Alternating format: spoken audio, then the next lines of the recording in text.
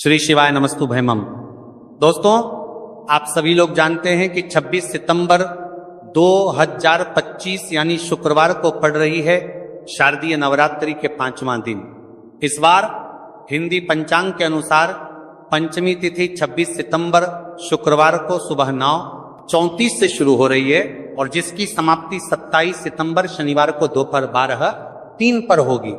और दोस्तों, ये वह तिथि है जो आश्विन मास में पड़ने वाली सबसे बड़ी तिथि शारदीय नवरात्रि है और इसका बहुत ही बड़ा और विशेष महत्व होता है, क्योंकि पंचमी तिथि में स्कंद माता की पूजा की जाती है। और ऐसे में अगर हम बात करें तिथियों की, तो क्योंकि इस बार एक तिथि बढ़ी हुई है, मां चंद्रघंटा की पूजा के बाद अगले दिन, वैसे तो कुष्मांडा माता की पूजा होनी थी, लेकिन अगले दिन जब कुष्मांडा मां की पूजा होनी थी उस दिन भी तृतीया तिथि विद्यमान थी। इस कारण से तृतीया तिथि 2 दिन पड़ी है और तब वहीं से जो आगे का क्रम है वो थोड़ा सा गड़बड़ा गया। लेकिन कुछ भक्त ऐसे भी होते हैं जो पूरी तरह से तिथियों को ध्यान में रखकर पूजा करते हैं, उपवास रखते हैं। तो कुछ लोग केवल क्रम के अनुसार उपवास रखते हैं। अगर कभी भी मौका लग जाए तो आप लोगों को पीपल के पत्ते पर राम लिखकर बहुत छोटा सा उपाय करना है। इन दोनों का संयोग बहुत ही कम आता है। इस दिन आपको एक पीपल के पत्ते पर राम वाला उपाय तो आपको अवश्य ही करना चाहिए, क्योंकि ऐसा दिन पूरे साल में सिर्फ एक ही बार आता है। और दोस्तों, आप सभी लोग जानते हो कि शुक्रवार का अगर सबसे बड़ा कोई उपाय है तो वह पीपल के पत्ते पर राम वाला उपाय।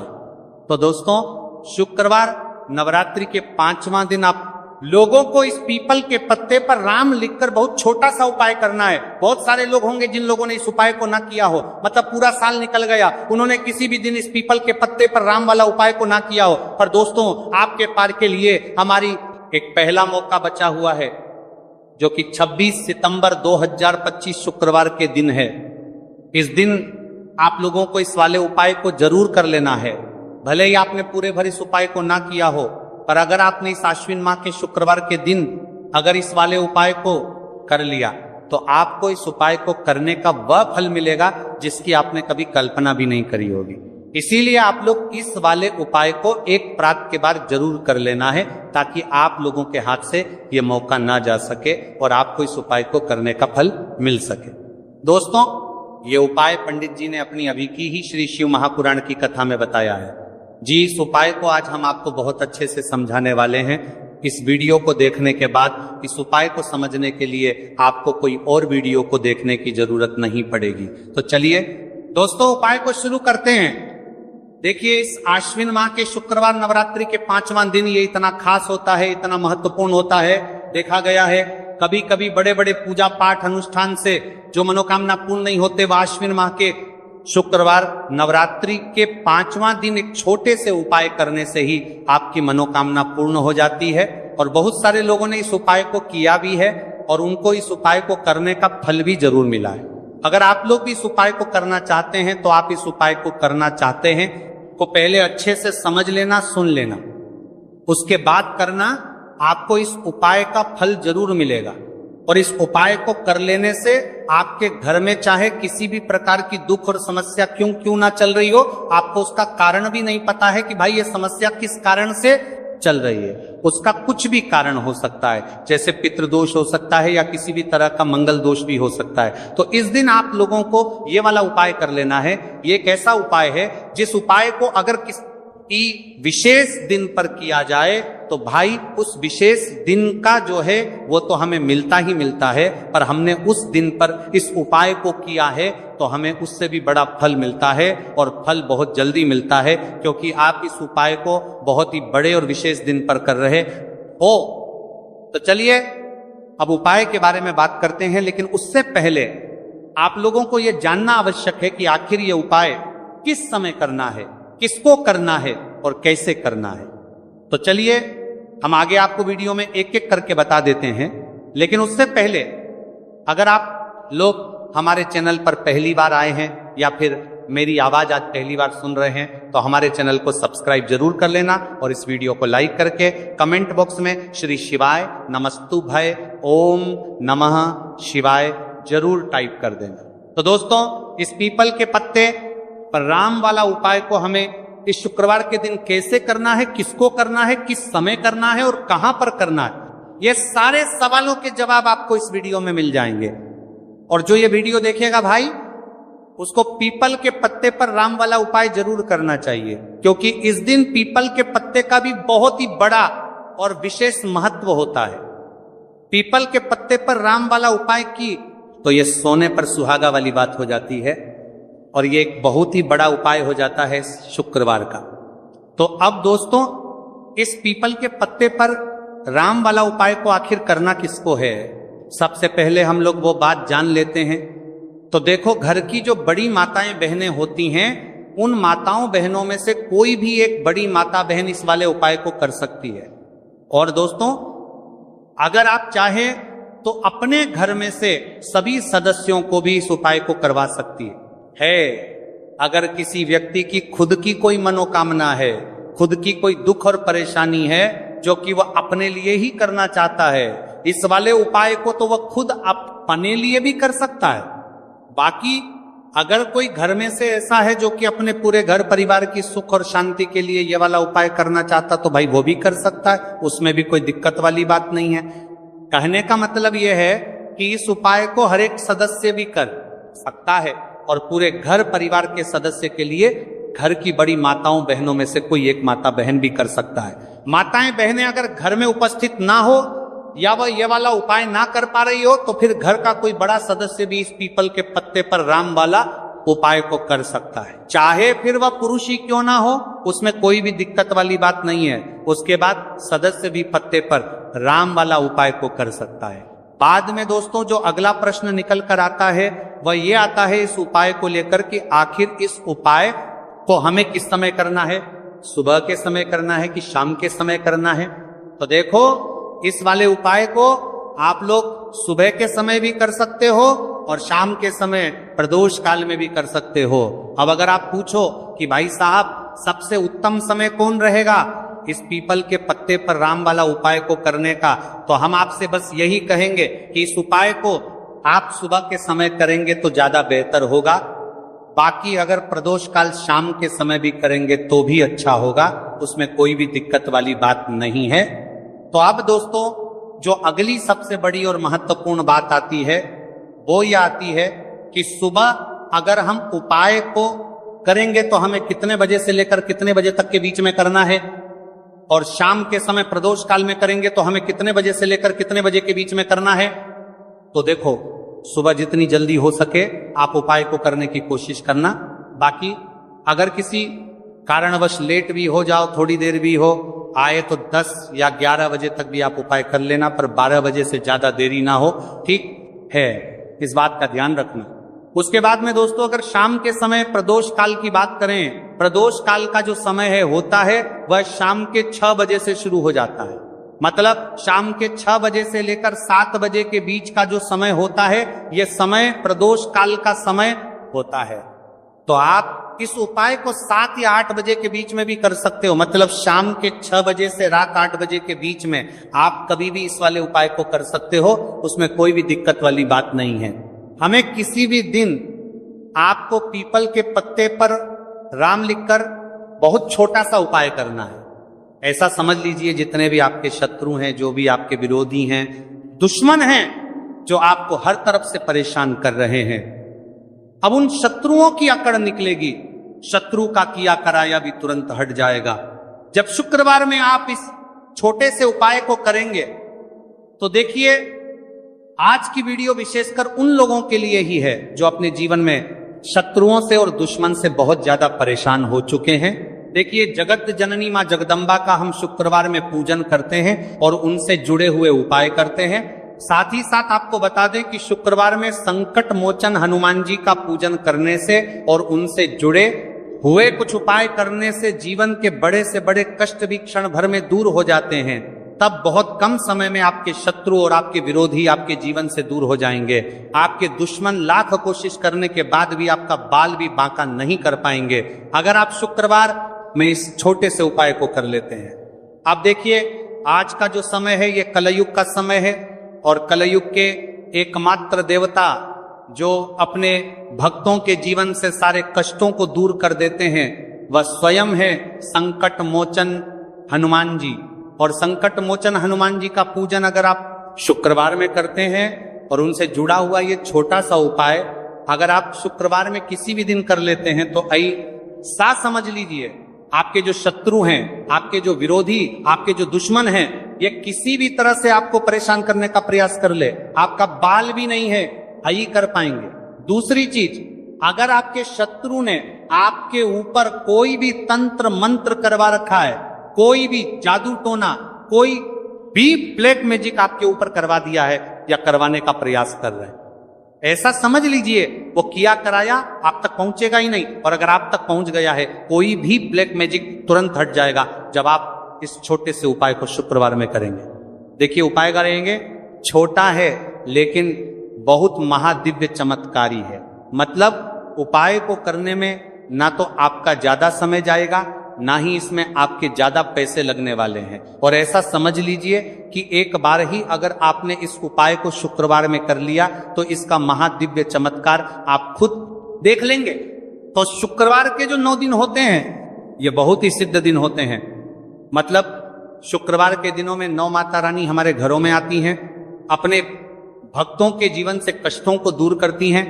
साथ ही साथ आपको बता दें कि शुक्रवार के टाइम पर जब भी आप संकट मोचन हनुमान जी के उपाय करते हैं तो मां दुर्गा की आपको असीम और विशेष कृपा मिलती है। मां दुर्गा आपसे बहुत जल्दी प्रसन्न होती है और आपके सारे संकटों को वो दूर कर देती है। तो पीपल के पत्ते में और पीपल के पेड़ में होता है। देवी देवताओं का वास पीपल के पेड़ में श्री हरि विष्णु साक्षात मां लक्ष्मी वास करती हैं। पीपल के देव में हमारे पितरों का वास होता है। पीपल का जो पेड़ होता है इसका पूजन करने से शनिदेव की कृपा, उनका आशीर्वाद मिलता है। और पीपल का पत्ता जो है इसका उपाय शुक्रवार में करने से व्यक्ति के जीवन से बड़े संकट और कष्ट दूर हो जाते हैं, जिसमें कि शत्रु और आपके दुश्मन जो हैं ये पूरी तरह परास्त हो जाएंगे, चारों खाने चित्त हो जाएंगे और कभी भी आपका कुछ नहीं बिगाड़ पाएंगे। अगर ये उपाय आप करते हैं तो देखिए ये उपाय स्त्रियां भी कर सकती हैं, पुरुष भी कर सकते हैं, किसी भी दिन आप करते हैं भी इस उपाय को कर सकते हैं, ठीक है ना। इसमें दिन आपको नहीं देखना है कि किस दिन करें, जिस दिन आप चाहा उस दिन इस उपाय को आप कर सकते हैं। तो शुक्रवार के दिन आपको पीपल का पत्ता तोड़ना नहीं है, उससे एक दिन पहले ही तोड़कर आप पीपल का पत्ता ले आए या गिरा हुआ जो पत्ता होता है पीपल का वो आप ले लें, ठीक है ना। बस इस चीज का आपको ध्यान रखना है कि सोमवारी के दिन पीपल के पेड़ से कोई भी पत्ता हम नहीं तोड़ते, इस चीज का आपको विशेष ध्यान रखना है। तो आपको लेना है पीपल का एक पत्ता और शुद्ध जल से उसे साफ कर लेंगे पहले, जिससे कि धूल मिट्टी अगर पीपल के पेड़ देने वहां और ही बटी पीपल के पेड़ तर पत्ते पर हो तो वह हट जाए। फिर गंगा जल का थोड़ा सा छिड़काव यानी थोड़ी सी छींटे आपको इस पीपल के पत्ते पर मारनी है और इस पीपल के पत्ते को फिर कपड़े से पोंछकर आपको साफ कर लेना है, बिल्कुल सूखा लेना है। अब आपको लेना है थोड़ा सा सिंदूर, जो केसरिया वाला सिंदूर आता है जो हम संकट मोचन हनुमान जी को चढ़ाते हैं, वह केसरिया सिंदूर आपको लेना है। थोड़ा सा जल डाल के इसे गीला कर लेंगे और इसी सिंदूर से इस पीपल के पत्ते पर आपको भगवान राम का नाम लिखना है। अब किससे लिखेंगे? माचिस की तीली ले सकते हैं, उससे लिख सकते हैं। किसी भी तरह से आपको भगवान राम का नाम इस पीपल के पत्ते पर लिखना है। लिख लिया। एक आपको चमेली के तेल का या सरसों के तेल का दीपक तैयार करना है और एक कोई भी आपको लेनी है मिठाई में। यहां पर आप बूंदी का प्रसाद ले सकते हैं, बेसन का लड्डू ले सकते हैं और अगर आप इमरती ले लेते हैं तो यह और भी उत्तम है। देखिए इमरती का जो भोग होता है ये संकट मोचन हनुमान जी को बहुत ज्यादा प्रिय है। अब ये सारी चीजें लेकर आपको जाना है संकट मोचन हनुमान जी के मंदिर में। तो देखिए सबसे पहले आपको संकट मोचन हनुमान जी के सामने ये दीप प्रज्वलित करना है जो आप लेकर के गए हैं। आपने चमेली के तेल का दीपक तैयार करा है या सरसों के तेल का, सबसे पहले दीपक आप जला देंगे और दीप जलाने के बाद आपको जो पीपल का पत्ता आप लेकर के गए थे वो पत्ता आपको संकट मोचन हनुमान जी को अर्पित करना है, वहां चढ़ाना है। और जो भी भोग में आप लेकर के गए हैं, चाहे आपने बेसन के लड्डू लिए, बूंदी का प्रसाद लिया या फिर इमृति, जो भी कुछ आपने लिया है उसका भोग लगाना है और संकट मोचन हनुमान जी से आपको प्रार्थना करनी है कि हे जगत का कल्याण करने वाले संकट मोचन हनुमान जी, संकटों को हरने वाले मेरे जीवन से शत्रु और दुश्मनों को भी दूर कर दीजिए। शत्रु का किया करा या तंत्र मंत्र सब कुछ हट जाए, ऐसी कृपा मुझ पर कीजिए। इस तरह से आपको प्रार्थना करनी है और 108 बार जय श्री राम, जय सीताराम, जय श्री राम, जय सीताराम, जय श्री राम, जय सीताराम, इस तरह से आपको जयकारा लगाना है, क्योंकि भगवान राम का नाम संकट मोचन हनुमान जी को सबसे ज्यादा प्रियतर जय श्री राम, जय श्री राम, तो जयकारा लगा देंगे। और देखिए, अगर एक बार हनुमान चालीसा पढ़ पाए तो आप एक बार हनुमान चालीसा ऐसा जरूर पढ़ें, ठीक है ना, ज्यादा बार नहीं तो एक बार जरूर पढ़े। जयकारा तो आपको बिल्कुल से लगाना है और इस छोटे से उपाय को किसी भी दिन कर लीजिए, सुबह कर लीजिए, शाम को कर लीजिए, और किसी भी दिन, जैसे शुक्रवार की तिथि जो होती है ना, ये बहुत बड़ी होती है, आप उस दिन भी इस उपाय को कर सकते हैं, जरूर से करें। शत्रुओं और दुश्मन आपके जो विरोधी हैं ये पूरी तरह चारों खानेचित हो जाएंगे और आपका बाल भी वहां का नहीं कर पाएंगे। तो देखिए, इस उपाय को आप 9 दिन भी कर सकते हैं, 2-3 बार भी कर सकते हैं। अगर आप ज्यादा बार नहीं कर पा रहे हैं तो एक बार आपको इस उपाय को जरूर से करना चाहिए। तो देखिए, इस उपाय को करने से जो आपके सामने शत्रु हैं वो अभी परास्त हो जाएंगे। जो पीठ पीछे वार करते हैं, पीठ पीछे तंत्र मंत्र करवाते हैं, है वह शत्रु भी चारों खाने चित्त हो जाएंगे। बस छोटा सा उपाय है, जरूर करें। तो देखिए, अब बात कर लेते हैं अपने एक बहुत छोटे से उपाय की, जिसे शुक्रवार में करने से आपकी हर मनोकामना पूरी हो जाती है। ये उपाय आप अपने घर पर ही कर सकते हैं, कहीं जाने की आवश्यकता नहीं। कोई भी ऐसी विश जो बहुत लंबे समय से अधूरी है, पूरी नहीं हो रही है, या धन को लेकर आप बहुत परेशान हैं, या घर में संकट कष्ट बहुत आते हैं, बीमारियां बहुत आती हैं, तो एक लाल पुष्प, जैसे कि गुलाब का फूल भी लाल होता है, आप जरूर से अपने घर के मंदिर में मां दुर्गा को अर्पित करें और एक देसी घी का दीपक लाल बाती का जलाकर मां का पूजन करें। शुक्रवार में अगर लाल रंग से जुड़ा हुआ ये उपाय आप करते हैं, आपकी सारी मनोरथ, सारी मनोकामनाएं मां पूरा कर देंगी, क्योंकि लाल रंग मां दुर्गा को बहुत प्रिय है। लाल पुष्प और लाल रंग की बाती का दीपक आपकी बड़ी से बड़ी मनोकामना को भी पूरा कर देगा। शुक्रवार में ये उपाय आप किसी भी दिन कर सकते हैं। दूसरे उपाय कि हल्दी वाला जल आपको अपने घर में किस जगह पर डालना है और उपाय को कैसे करना है और कैसे ये हल्दी वाला जलते आश्विन माह का शुक्रवार एकादशी के दिन जब आप अपने घर में डालते हैं, छीनते हैं, उपाय को करते हैं, तो सीधे सीधे मां लक्ष्मी आपसे प्रसन्न होकर आपके घर में आती हैं और श्री हरि विष्णु के साथ आती हैं। स्थिर लक्ष्मी का आपके घर में वास होता है। कहने का मतलब है कि फिर कभी भी मां लक्ष्मी आपके घर को छोड़कर नहीं जाती है। जो लोग कहते हैं कि हमारे घर में धन तो आता है लेकिन चला जाता है, लेकिन फिजूल खर्ची बहुत है। धन तो घर में आता है लेकिन तिजोरी कभी धन से भरी नहीं रहती है, खाल ही हो जाती है। तो 90% लोग ऐसे होते हैं जिनके जीवन में यह समस्या होती है कि हमारे घर में स्थिर लक्ष्मी का वास नहीं है। देखिए, हम सभी चाहते हैं ना, और हाँ, लक्ष्मी और श्री हरि विष्णु हमेशा हमारे घर में रहे, उनका आशीर्वाद बना रहे, हम हमारे जीवन के जितने भी दुख हैं उनका सामना जो है बहुत आसानी से कर सके। देखिए, जब व्यक्ति के पास पैसा नहीं होता है ना, तो वह बहुत सारे कष्ट दुख उसके जीवन में जब आते हैं उनका सामना भी नहीं कर पाता है, और जब उसका आर्थिक पक्ष मजबूत होता है तो बहुत सारी समस्याएं उसे अपने जीवन में जो आती हैं वह छोटी लगती है। लेकिन अगर पैसा भी पास नहीं है तो छोटी छोटी प्रॉब्लम्स, छोटी छोटी चीजें जो पहुंच सकता है, कुछ सारी कर पार सकता है, हमारे जीवन में आती हैं, वो भी बहुत बड़ी लगने लगती। तो आपको करना क्या है, आपको यहां पर लेना है गंगा जल। तो देखिए, सबसे पहले तो आपको अपने पूरे घर में गंगा जल का छींटा लगाना है, ठीक है ना। गंगा जल आपके घर से जितनी भी नेगेटिव एनर्जी होती है उसे बाहर कर देता है, ठीक है ना। गंगा जल का छिड़काव जब आप करते हैं, उसके बाद कोई पूजा पाठ करते हैं, कोई उपाय करते हैं, वो पूरी तरह से सफल होता है, क्योंकि आपके घर में पॉजिटिव एनर्जी, सकारात्मक ऊर्जा आ जाती है, ठीक है ना। तो इतना करने के बाद आपको क्या करना है, एक लोटे के अंदर या एक कटोरी किसी भी चीज के अंदर आपको अपने घर का शुद्ध जल लेना है। ले लिया, उसके बाद पीसी हुई हल्दी उसके अंदर मिलानी है, मिला दी। जब हल्दी आपको मिलानी है, ठीक है ना, उस समय आपको श्री हरि विष्णु का ध्यान करना है।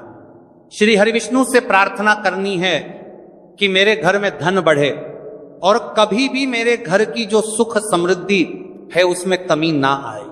ठीक है ना। जब आप जल मिला लेंगे उसके बाद आपको